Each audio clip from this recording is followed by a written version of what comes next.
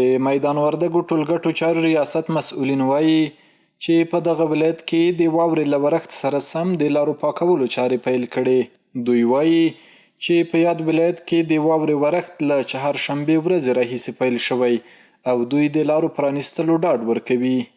چیزی که ادارات دولتی ما شما در ایجاد امکانات دارند، مثال لوا است، ترافیک، اداره محترم ترافیک است،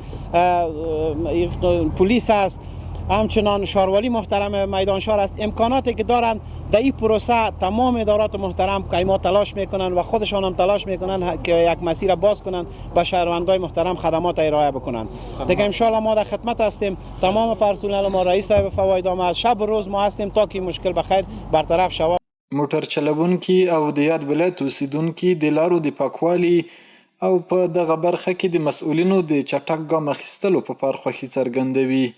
یاره ووځه د لارې پاکي مثال 12 متر واوره سوې ده د ګر چنګاوي لارې پاکي یاره وخت خو مثال هغه خو نو اوس هم مسؤلین د خدي راځي لارې مارې پاکي اوس کې تل راځي د لارې پاکي ان شاء الله.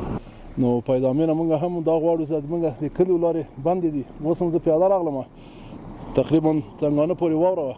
تخت کوتل لاره خلاصه ده د وړو موټرو په مخه او غټ موټر ټول ګوښه کړي دي. دروي هلته مجاهدین ټول وتلي دي او خدمت کوي خلکو دپاره. خدای پاک دې آباد لري.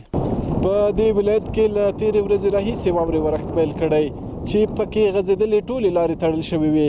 مسؤلین وایي د پرانیستلو هڅې دوام لري او له موټر چلوونکو غوښتنه کوي چې له اړتیا پرته له سفر کولو ډډه وکړي. فهیم الله افغان، ملي راډیو ټلویزیون، میدان وردګ.